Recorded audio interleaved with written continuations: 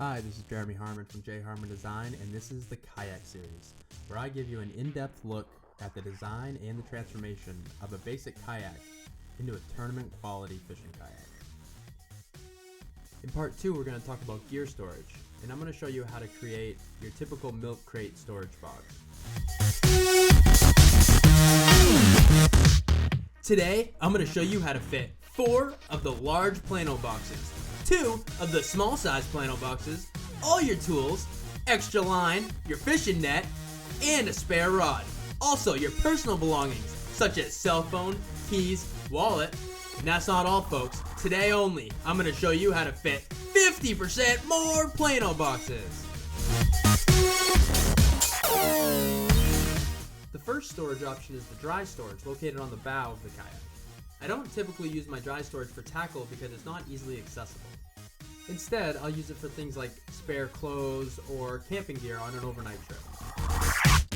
One thing to note is that although they're called dry storage, they are very rarely 100% dry. The seal does a good job of keeping most of the water out, but not all of it, so I still recommend keeping your gear in a waterproof bag like this one. Since our dry storage is so hard to access while you're sitting on the kayak, we're going to put most of our focus on this back deck area for our tackle storage.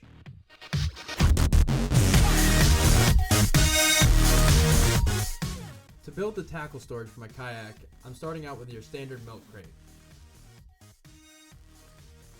I measure and cut a square piece of plywood to fit inside of the milk crate.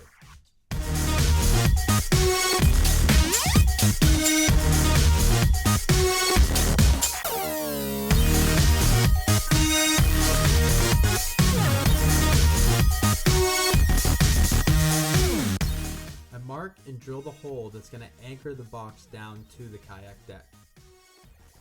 Then I cut 2 pieces of PVC pipe the depth of the crate, and I fasten those pipes to the corners using zip ties.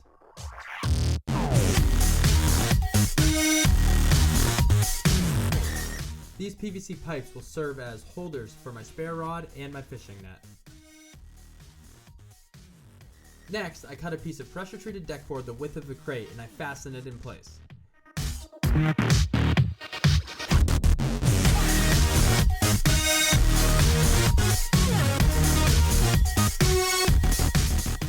This will serve as a divide and keep all my plano boxes neat and organized.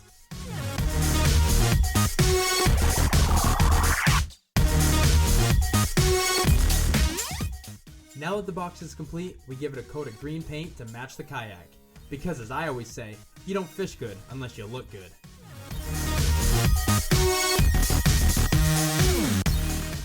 Now we're going to bolt the crate down to the deck of the kayak through one of those holes that I had talked about in part 1.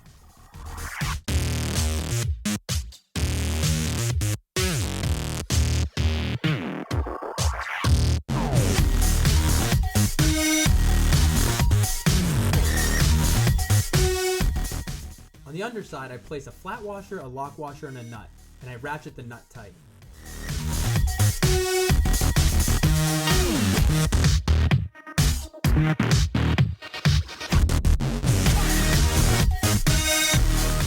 Now that we have the crate fastened to the deck of the kayak, it's time to fill it up with our gear. This setup allows for 6 of the large plano boxes and 4 of the small plano boxes, as well as an extra roll of line.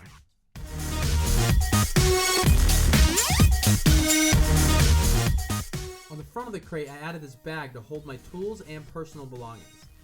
It's located right behind my seat in a great location to grab stuff quickly, and I mounted it high on the crate to keep it out of any water that might be on the deck.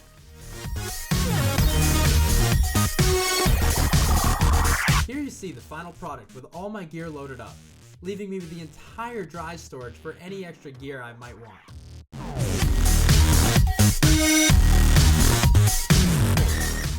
Stay tuned for part 3 of the series where we cover how to rig an anchor.